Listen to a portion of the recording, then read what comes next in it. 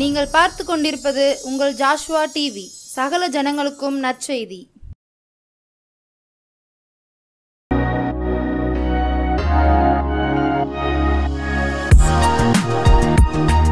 சேனைகளின் கர்த்தராகிய இயேசு என்னுடைய ரட்சகர் தந்தை இந்த நாளில் நான் மறுபடியும் உங்களை சந்திப்பதிலே மிகுந்த மகிழ்ச்சி. என் அன்பு கர்த்தருடைய ஜனங்களே, நீங்கள் சந்தோஷமாய் சமாதானமாய் இருப்பீர்கள் நான் கர்த்தருக்குள் நம்புகிறேன். ஏனென்றால் நானும் உங்களுக்காய் ஜெபிக்கிறேன். இந்த நிகழ்ச்சியை பார்க்கிற உங்களுக்காய் நானும் சேனைகளின் கர்த்தர் எனக்கு தந்திருக்கிற ஜெப வீரர்களுமாய் ஜெபித்து கொண்டிருக்கிறோம். கர்த்தர் உங்களுக்கு அற்புதத்தை அதிசயத்தை செய்து உங்கள் தலையை நிமிரச் செய்வார். ஆமேன் சொல்லுங்களேன், சத்தமா சொல்லுங்களேன். கர்த்தர் பெரியவர். இந்த நாளில் ஒரு 2 ஜெப குறிப்புக்காய் நாம் ஜெபித்து இந்த நிகழ்ச்சிக்குள்ளாய் செல்ல இருக்கிறோம். நம்முடைய கூடுகையிலே கர்த்தர் அநேக அற்புதங்களை செய்தாலும் அநேகர் தந்த ஜெப குறிப்பு கடன் பாரத்தினால் பிடிக்கப்பட்டு விட்டேன் ஐயா. கடன் பாரம் தகுதியை தாண்டி இருக்கிறது, என்ன செய்வதென்றே தெரியவில்லையே. எதர்ச்சையாய் வேகணும், தொழில் செய்வதற்காய், வீடு கட்டுவதற்காய், பிள்ளையுடைய திருமணத்துக்காய் நாங்கள் வாங்கினோம். ஆனால் கட்ட முடியாமல் போய்விட்டதே. நாங்கள் என்ன செய்வோம் என்று பல 100 பேர் நமக்கு அனுப்பியிருக்கிறார்கள். என் அன்பு கர்த்தருடைய பிள்ளைகளே, இந்த கடனினால் பிடிக்கப்பட்டவர்களுக்காய் ஜெபிக்கும்படி நான் ஏவப்படுகிறேன். ஒருவேளை நீங்களும் இந்த நிலையில் இருப்பீர்களால் நான் சொல்லுவேன், ஐயா இது நாள் வரைக்கும் உங்களுக்கு ஜெபிச்சிருப்பீங்க, நல்லதையா. இன்றைக்கு நீங்கள் மற்றவர்களுக்கு சொல்லி பாருங்கள்.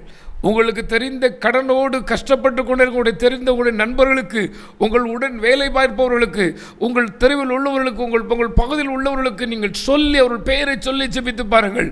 கர்த்தர் உங்களுடைய கடன் பாரங்களை நீக்க வல்லமுள்ளவராய் இருக்கிறார். உங்கள் ஜெபத்தை கேட்டு அவர்களுக்கும் இரக்கம் பாராட்டுவார். ஆமென் தானே ஐயா? சத்தமாக சொல்லுங்களேன். கர்த்தர் அப்படியே மனதிறங்கும்படி கண்களை மூடி ஜெபியுங்களேன். ஐயா, கடனினால் பிடிக்கப்பட்டு விட்டோமே, எப்படி அடைப்போம்? எல்லா வழிகளும் எங்களுக்கு அடைக்கப்பட்டது போல் இருக்கிறதே. வருமானம் ஒவ்வொரு நாளும் குறைந்து கொண்டு இருக்கிறதே. நான் என்ன செய்வேன் என்று புலம்புகிற நம்முடைய பிள்ளைகளை பாருங்கப்பா. தேவனே, நிர்மானதிரங்க நீர் சொல்லியிருக்கிறீரே, நீயோ அநேக ஜாதிகளுக்கு கடன் கொடுப்பாய் என்று.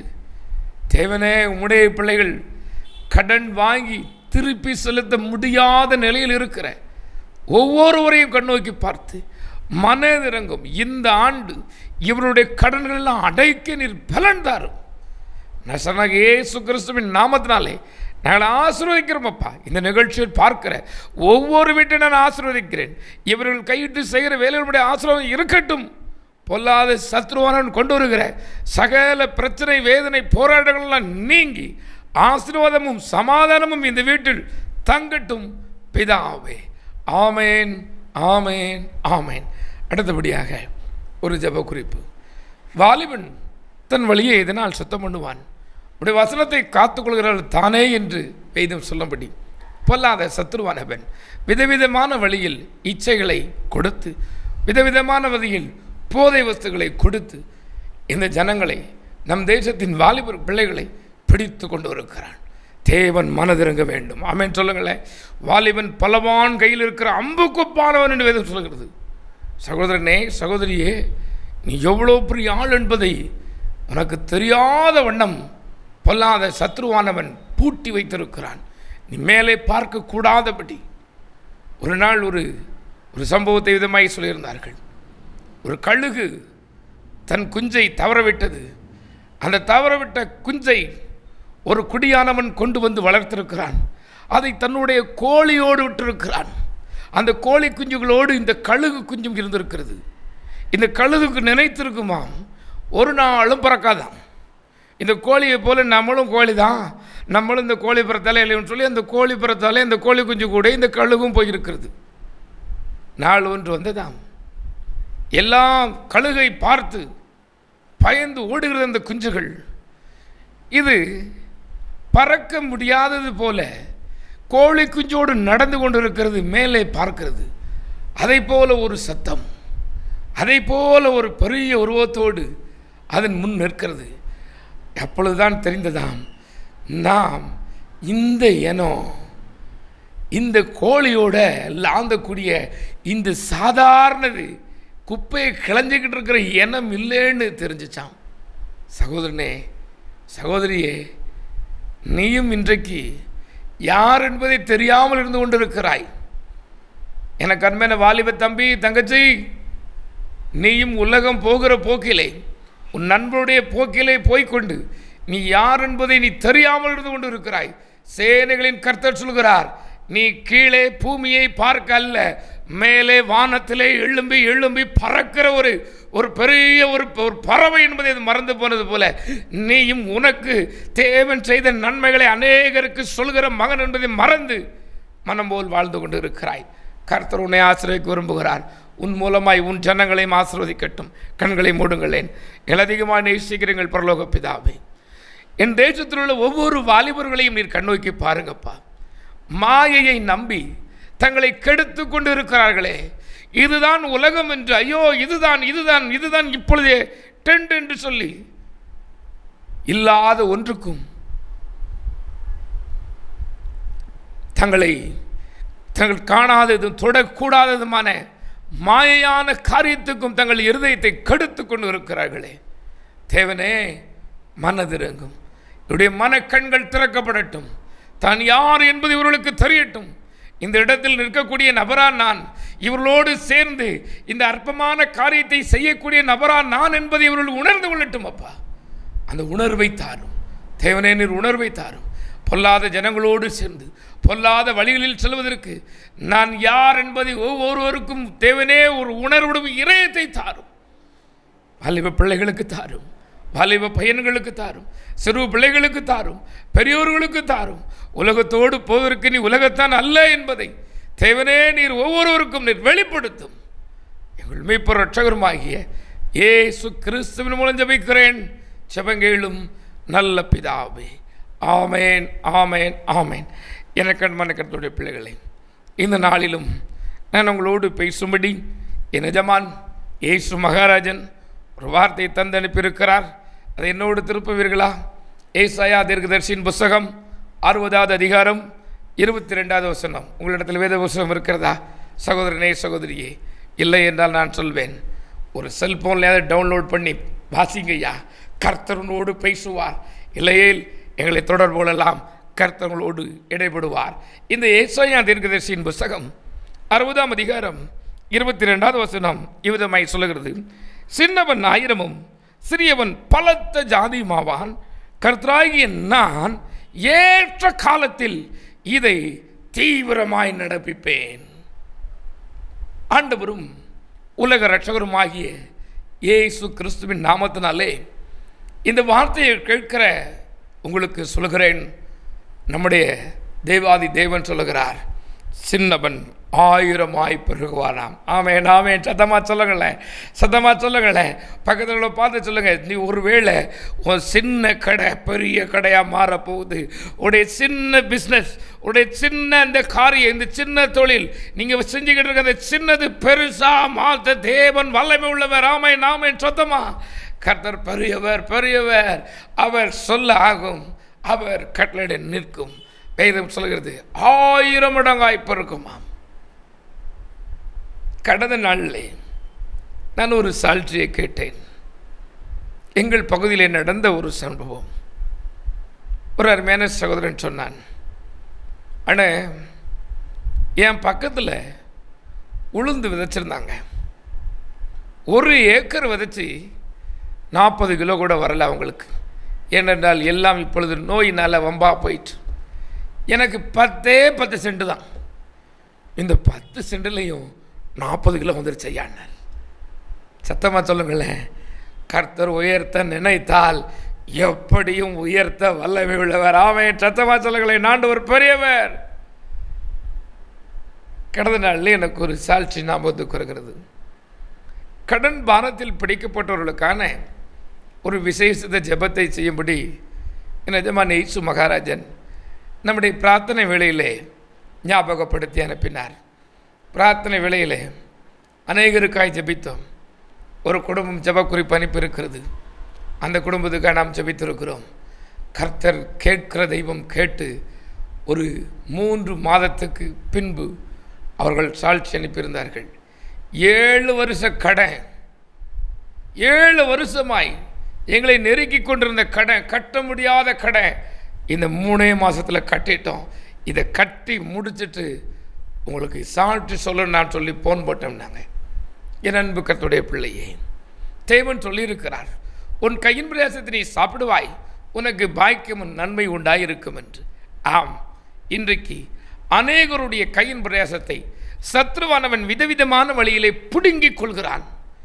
விதவிதமான நோயை கொடுத்து, விதவிதமான பிரச்சனையை கொடுத்து, போராட்டத்தை கொடுத்து, வருத்தத்தை கொடுத்து, இதை விட மேலே என்ன அப்படின்னா, அநேக வீட்டில் வாலிபர்களை, வேலை செய்கிறவர்களை, பெரியவர்களை பொல்லாத சத்ருவானவன் குடியின் ஆவினால் பிடித்து வைத்து கொண்டு 4 நாள் வேலை வைப்பாங்க, 10 நாள் வீட்டில் இருந்ததை குடிக்குது, கடை வாங்கி குடிக்கிறது, தெருவெல்லாம் கடை, ஊரெல்லாம் கடை, இதுக்கு மேலே கடை இல்லைன்னது மறுபடி வேலைக்கு போவாங்க, மறுபடி துட்டோடு வருவாங்க. இவர்களை தலை நிமிர விடாமல் இந்த பொல்லாத பிசாசானவன் குடி என்னும் அரக்கனை கொடுத்தும் விதவிதமான போதை வஸ்துகளை கொடுத்தும் கெடுத்து கொண்டிருக்கிறான். என் ஆண்டவர் சொல்லுகிறார், நீ மனதாய் இருக்குமானால், வேதத்திலே சொன்னபடி நீ மனம் திரும்ப மனதாய் இருப்பாயானால் கர்த்தரிடத்தில் திரும்பு. உனக்கு மனம் திரும்ப விருப்பமாய் இருக்குமானால் கர்த்தரிடத்தில் திரும்புங்கள். இங்கே சொல்லுகிறார், சின்னவன் 1000 சிறியவன் பலத்த ஜாதியும் என்று. சிறியவனுக்கும் சின்னவனுக்கு என்ன வித்தியாசம்? சின்னவன் குடும்பத்தால் ஒருவேளை இளையவனாக இருக்கலாம். சிறியவன் என்றால் அவங்க குடும்பம், அந்த ஊர்லேயே அவங்க தான் சின்ன குடும்பம், ஒரு தாழ்ந்த ஜாதி. நம்ம சொல்றது போல, சிலர் சொல்கிறது போல அப்படி ஒரு நிலையில் இருந்தாலும் என்னால் உங்களோடு பேசுவாராக. அவர் உங்களை உயர்த்த வல்லமை உள்ளவராக இருக்கிறார். அங்கே பாருங்களேன், கர்த்தராகிய நான் ஏற்ற காலத்தில் தீவிரமாய் நடவிப்பேன். 1 பேதுரு 5ஆம் அதிகாரம் 6வது வசனமாய் சொல்கிறது, ஏற்ற காலத்தில் அவர் உங்களை உயர்த்தும்படி அவருடைய பலத்த கரத்தில் அடங்கி இருங்கள் என்று. எனக்கு அன்பான கர்த்தருடைய பிள்ளையே, ஏற்ற காலம் நான் சொல்லுவேன். இன்றைக்கு அந்த ஏற்ற காலம் வந்தது. நாமே சத்தமா சொல்லுங்களேன், இன்றைக்கு அந்த ஏற்ற காலம் வந்தது. உன்னை உயர்த்துவதற்கு, உன்னை பெருக செய்வதற்கு ஏற்ற காலம் அது இன்றுதான் வந்திருக்கிறது. தேவனுடைய கரத்தில் அடங்கி இருக்கும் பொழுது அந்த ஆசீர்வாதம், அந்த நன்மை இன்றைக்கே உனக்கு வர இருக்கிறது. வேதத்தில் இருந்து நான் உங்களுக்கு சொல்ல இருக்கிறேன். ஆபிரகாம் என்று ஒரு பரிசுத்தவான் இருந்தார். அவர் சிறிய குடும்பம். யார் தான்? சின்ன குடும்பம். அன்றைக்கு அவர் இருந்தவர் ஒரு வசதியான ஒரு வீட்டில் இருக்கிறார். மனைவி மாத்திரம் இருக்கிறார். ஆபிராம் சாராய் என்ற சாராள் என்ற அந்த தம்பதி மாத்திரம் இருக்கிறது. தேவன் சொல்லுகிறார், நான் உன்னை பெரிய ஜாதியாக்குவேன், வா. பிள்ளை இல்லாத ஒரு மனுஷன், 75 வயசாயிற்று. நான் உன்னை பெரிய ஜாதியாக்குத, நீ வா. எதை விட்டுட்டு வா? உன் தகப்பன் வீட்டிலுடைய, உன் தகப்பன், உன் சொந்த பந்தத்தை விட்டுட்டு வா அப்படிங்கிறாரு. போனார். அவருடைய சந்ததியில் தான் ராஜாக்கள் எழுப்பினார்கள், அவருடைய சந்ததியில் தான் பிரபுக்கள் எழுப்பினார்கள், அவருடைய சந்ததியில் தான் சேனைகளின் கர்த்தர் வந்தார். இன்றைக்கு நான் சொல்வேன், ஒருவேளை பிள்ளை இல்லாததினால் துக்கத்தோடு இருக்கிறீர்களா? சகோதரனே, சகோதரியே, பிள்ளை எனக்கு இல்லையே, 7 வருடம் ஆகிவிட்டது, 9 வருடம் ஆகிவிட்டது, 6 வருடம் ஆகிறது, 4 வருடம், 3 வருடம் என்று ஒவ்வொரு வருடத்தையும் எண்ணி எண்ணி நீ சோர்ந்து போய்விட்டாயா? என் ஆண்டவர் உங்களுக்கு சொல்லுகிறார், நீ 1000மாய் பெருக இருக்கிறாய். ஆமேன் சொல்லுங்கள, சத்தமா சொல்லுங்கள. ஒரு சந்ததி முடிஞ்சதுன்னு சொன்ன அந்த ஜனங்களுக்கு இனி இவளுக்கு சந்ததி இல்லை, இது இவ்வளவு நாளைக்கு அப்புறம் இவ எங்க பிள்ளை பெறுவான்னு சொன்னவங்க மத்தியில் தேவன் உனக்கு ஒரு சந்ததியை தந்து ஆசீர்வதித்து உன் சந்ததி சந்ததியாய் 1000 பெருக தேவன் செய்வார். சத்தமா சொல்லுங்களேன். எனக்கு ஒரு அருமையான ஒரு சாட்சி ஞாபகத்துக்கு இருக்கிறது.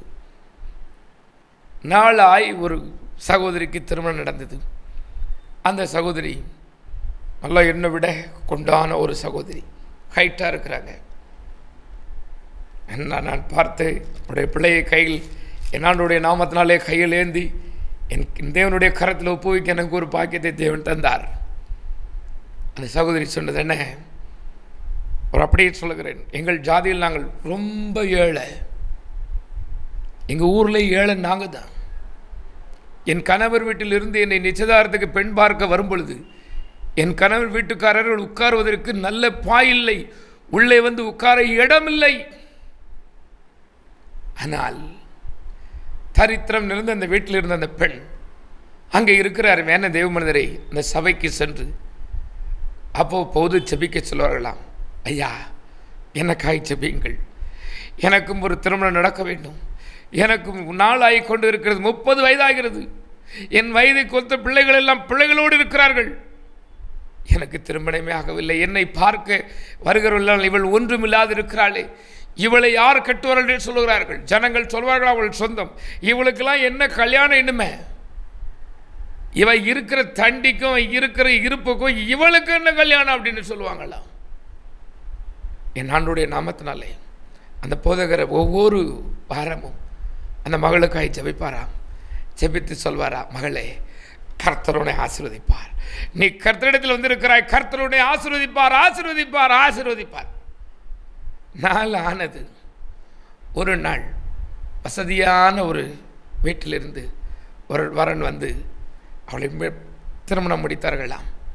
அவர்கள் சொல்லுகிறார்கள், எங்கள் தெருவிலே என் கணவருடைய வீட்டில்தான் வேலைக்காரர் இருக்கிறார்கள், எங்களுடைய அந்த கம்யூனிட்டியில் எங்கள் சொந்த பந்தத்தில் கார் வச்சிருக்கிறது என் கணவன் வீட்டில் தான் கார்.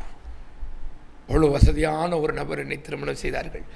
அதன் பின்பும் அதோடு மாத்திரமல்ல, எனக்கு நல்ல குழந்தை பிறக்காது என்று சொன்னவங்க மத்தியில் எனக்கு அழகான ஒரு ஆண் குழந்தையை தேவன் தந்திருக்கிறார், இன்றைக்கு அதை கொண்டு வந்தேன் என்று சொல்லி சர்ச்சைக்கு கொண்டு வந்தாங்க. ஐயா, என்னுடைய கரம் என் தேவனிடத்தில் அந்த பிள்ளையை ஒப்படைத்தது. ஐயா, எனக்கு அன்பான கருத்துடைய பிள்ளையே, இன்றைக்கு நீ இப்படி இருக்கிறாயோ? சகோதரனே, சகோதரியே, சேனைகளின் கர்த்தர் ஒருவர் இருக்கிறார், அவர் 1000 மடங்காய் பெருக செய்கிற தெய்வம், உன் சந்ததியை வரச் செய்வார். 75வது வயதிலே வா என்று சொன்னார். 25 ஆண்டுகள் வனாந்தரம் போல இருந்தது. அவ்வளோ பேருடைய கேலி பேச்சும் இருந்தது. கிழவி கிழவன் என்று சொல்லப்பட்ட, மலடி மலரன் என்று சொல்லப்பட்டவருக்கு தேவன் பிள்ளையை தந்தார், உங்களுக்கும் தருவார். வேதத்திலே இன்னொரு மனிதன் உங்களுக்கு சொல்ல இருக்கிறேன், அதை என்னோடு திருப்பில் என்றால் அது நியாயாதிபதிகளின் புஸ்தகம் 6ஆம் அதிகாரம் 15ஆம் வசனத்தில் இருக்கிறது. அவர் சொல்லுகிறார், கிதியோன் என்று ஒரு மனிதன் இருக்கிறார். இந்த கிதியோன் சொல்லுகிறார், இதோ மனோசையிலே என் குடும்பம் மிகவும் எளியது, எங்கள் ஊரில் எங்கள் குடும்பம் மிகவும் எளியது, என் தகப்பன் வீட்டில் நான் எல்லோரிலும் சிறியவன். ஐயா, எங்கள் ஊரில் எங்கள் குடும்பம் தான் சின்ன குடும்பம். அது மாத்திரமில்லை, நான் யாருன்னா எங்கள் குடும்பத்திலே எல்லாத்துக்கும் இளையவன். அங்கே நடந்த காரியங்களை பார்ப்பல் என்றால் இந்த கிதியோனை தேவன் கூப்பிடுகிறார், பராக்கிரமசாலியே என்று கூப்பிடுகிறார். இந்த பராக்கிரமசாலி எப்படிப்பட்ட பராக்கிரமசாலி என்றால், அமலேக்கியர் அந்த நாட்களிலே 7 வருடம் இந்த இஸ்ரவேல் ஜனங்கள் என்ன பொருள் விளைவித்தாலும் அது அவர்களுக்கு போய்விடும். நல்ல கதிர் விளைந்து இருக்கும். நாளை அறுக்க வேண்டும் என்று சொல்லும் பொழுது அவன் இன்றே வந்து ஆட்களோடு அறுத்து விட்டு போவான். இந்த வயலை வைத்திருந்தவன், தண்ணீர் பாய்ச்சி பாதுகாத்தவன் பார்த்திருந்து அழத்தான் முடியும். ஏனென்றால் அவர்கள் வெட்டுக்கிளி போல வருவார்களாம், ஏகப்பட்ட ஜனங்களாய் வருவார்களாம். இவனை சொல்லுவார்கள், ஒருவேளை என்னுடைய கற்பனையை நான் சொல்லுகிறேன், உனக்கு உயிர் வேணும்னா சத்தம் போடாமல் நில்லு, இல்லை உன்னை கொன்று போட்டுட்டு போவன்னு சொல்லுவாங்கல்ல. அப்படி இவர்கள் இந்த ஜனங்கள் பயந்து இருக்கிறார்கள். மாடு மேய்க்க போனால், ஆடு மேய்க்க போனால், ஒட்டகம் மேய்க்க போனால் அப்படியே பற்றி கொண்டு போய் விடுவான். 7 வருடம் இப்படி இருக்கிறது. இவர்களுக்கு பயந்து வீட்டை விட்டு ஊரை விட்டு ஜனங்கள் மலைகளிலும் பள்ளத்தாக்கில் ஒளிந்து கொண்டு இருக்கிறார்கள். இந்த கிதியோன் 1 வாரத்துக்கு முன்பதாகவே அறுக்கிறானாம் அந்த கதிரை. 1 வாரம் இருந்தால் அடுத்த வாரத்துட்டு போயிடுவான். இன்றைக்கி நல்லா விளையதுக்குள்ளே நம்ம அறுத்துருவோம், நம்ம விளைய வச்சதை நம்மளே சாப்பிட்ருவோம்னு சொல்லி 1 வாரத்துக்கு முன்பதாக அறுத்து கொண்டு இருக்கிறார். பயந்து அவரை பார்த்து தேவன் சொல்லுகிறார், பராக்கிரமசாலியே, கர்த்தரனோடு இருக்கிறார். இவருக்கு ரொம்ப வருத்தமாயிட்டு, என்னையா நாள், நானே ஒரு பயனாங்கொள்ளி, என்னைய பார்த்தா அப்படி சொல்லுதிய. என் ஆண்டவனுடைய நாமம் மகிமைப்படுவதாக.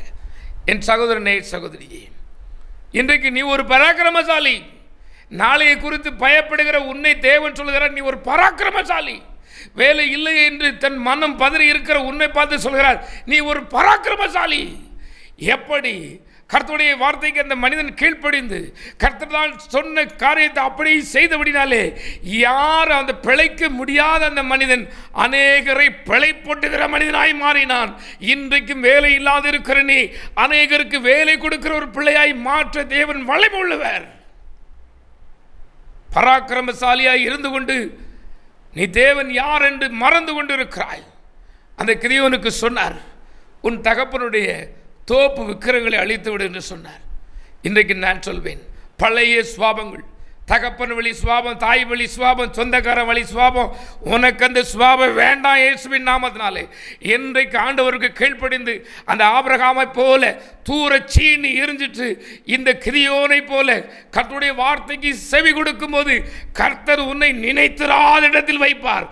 உன் சொந்த அனுபவிக்காத ஆசீர்வாதத்தை நீ அனுபவிப்பீர்கள். உன் சொந்தங்கள் கிரகிக்க முடியாத இடத்துக்கு நீ வர முடியும். ஏனென்றால் இதை அனுபவித்துக் கொண்டிருக்கிறவனே பேசிக் கொண்டிருக்கிறேன், இதை அனுபவித்துக் கொண்டிருக்கிறவனே பேசிக் கொண்டிருக்கிறேன். எனக்கு அன்பான கர்த்தருடைய பிள்ளையே, இந்த சேனைகளின் கர்த்தர் சின்னவரை ஆயிரமும் சிறியவனை பலத்த ஜாதியுமாக்க வல்லமை உள்ளவர். ஒருவேளை நீ சிறு கூட்டமாக இருக்கலாம், ஒருவேளை நாங்கள் இந்த பகுதியிலே சிறு கூட்டம் ஐயா, எங்களுக்கு இப்படிப்பட்ட பிரச்சனை போராட்டம் வருகிறது என்று சொல்கிறீர்களா? சகோதரனே சகோதரியே, இந்த சின்ன கூட்டத்துக்கு ஒருவர் வருவாரானால் ஆமென் ஆமென் ஆமென் சத்தமா சொல்லுங்களேன். அவர் சேனைகளின் கர்த்தர் வருவார். அந்த வல்லமை மகிமை பெரியது. நான் சொல்லுவேன், இப்போ இருக்கிறதெல்லாம் ஹீரோவா இருக்கலாம். முன்னால ஹீரோவாய் நஞ்சமான் வந்தால் இந்த ஹீரோ மதிப்பு மிக்கதா போயிடும். இது நாள் வரைக்கும் நீ மதிப்பு மிக்கதா ஒரு ஹீரோ போல் இருந்திருக்கலாம். உன்னுடைய போராட்டம் ஒருவேளை பெரிதாக இருந்து எடுத்ததெல்லாம் நஷ்டத்தில் போய் கொண்டிருக்கலாம். ஒவ்வொரு நாளும் நஷ்டமும் வருத்தமும் வேதனையும் உங்களை தொடர்ந்து கொண்டு இருக்கிறதோ, சேனைகளின் கர்த்தருடைய கரத்துக்கு உங்களை ஒப்புக் கொடுப்பீர்களா? அவர் உங்களை ஆசீர்வதிக்க விரும்புகிறார். அவர் ஆசீர்வதிக்கிறவர். அவர்தான் வழி. அவரை அல்லாமல் விடுதலை செய்ய ஒருவராலும் கூடாது. அவரை அல்லாமல் வேறு ஒரு ரட்சிப்பு நமக்கு இல்லை. வானத்தின் கீழும் பூமியின் மேலும் வேறு ஒரு தெய்வமும் இல்லை, ரட்சிப்பும் இல்லை என்று வேதம் சொல்கிறது. மனதார அவரை அப்பா என்று அழைப்பீர்களா? இன்றைக்கு அந்த ஏற்ற நாள் வந்தது. உன் கண்ணீருக்கு முடிவு தருகிற ஒரு நாள் வந்தது. சகோதரனே சகோதரியே, அப்பா என்று அழைப்பீர்களா? கண்களை மூடுங்களேன். Glory to God. மகிமை நிறைந்தங்கள் தெய்வமே, மகா வல்லமை உள்ளவரே, யார் யார் என்னை நோக்கி பார்க்கிறார்களோ அவர்கள் முகங்கள் வெட்கப்படுவதில்லை என்று நீ சொல்லியிருக்கிறீரே. இதோ உம்முடைய பிள்ளைகள் உம்மை நோக்கி பார்க்கிறார்கள். இத்தனை நாளும் வியாதியும் போராட்டமும் எங்களை துரத்தி கொண்டு எங்களை சிறுமைப்படுத்திக் கொண்டிருந்தது. எங்களுக்கு ஒரு முடிவில்லையா? எங்கள் தரித்திரத்துக்கு ஒரு முடிவில்லையா? எங்களுக்கு ஒரு ஆசீர்வாதம் வராதா என்று ஏங்குகிற பிள்ளையை பாருங்க டேடி. தேவனே, உம்மால் செய்யக்கூடாத காரியம் ஒன்றும் இல்லை என்று நான் சொல்லியிருக்கிறேன். நம்முடைய பிள்ளைக்கு சிறியவனை குப்பையில் இருந்து உயர்த்தி பிரபுக்களோடும் தமது ஜனத்தின் அதிபதியோடும் உட்காரப்படுகிற தெய்வம் அல்லவா நீர்? திக்கற்றவர்களுக்கும் உதவிகளுக்கும் உதவி செய்கிற வல்லமை உள்ளவர் அல்லவா நீர்? ஏழையின் ஜெபத்தை தள்ளாமல் அவருக்கு ஆமென்றே பதில் தருகிற தெய்வமே, இதோ உம்முடைய பிள்ளைகள் ஜெபிக்கிறார்கள். இவர்கள் சிறுமைப்பட்ட நாட்கள் போதும். இவர்களை சிறுமைப்படுத்தினவர்களுக்கு இனி அந்த நாட்கள் வரட்டுமே இயேசுவின் நாமத்தினாலே. இன்றைக்கு ஒரு விசேஷ மகிமை, ஒரு விசேஷ வல்லமை இப்பொழுதே உம்முடைய பிள்ளைகளை நிழலிடட்டும் பிதாவே. இப்பொழுதே நிழலிடட்டும் இயேசுவின் நாமத்தினாலே. தோல்விகள் மாறட்டும், தரித்திர ஆவிகள் வெளியேறட்டும் இயேசுவின் நாமத்தினாலே. பொல்லாத வல்லமைகள் செயலற்று போகட்டும். நிம்மதியை கெடுத்து கொண்டிருக்கிற பொல்லாத வல்லமைகள், தூக்கத்தை கெடுத்து கொண்டிருக்கிற பொல்லாத வல்லமைகள், வருமானத்தை கெடுத்து கொண்டிருக்கிற பொல்லாத வல்லமைகள் எல்லாம் செயலற்று போகட்டும். நசரேயனாகிய இயேசு கிறிஸ்துவின் கல்வாரி இரத்தத்தை விசுவாசத்தினாலே இவர்கள் ஒவ்வொருவர் மேல் வைக்கிறப்பா. புது பலன் உண்டாகட்டும், சமாதான சந்தோஷம் நிலைத்திருக்கட்டும். பிதா குமாரன் பரிசுத்தாவின் மேல் ஜெபிக்கிறேன். ஜெபங்களும் நல்ல பிதாவே. ஆமேன் ஆமேன் ஆமேன்.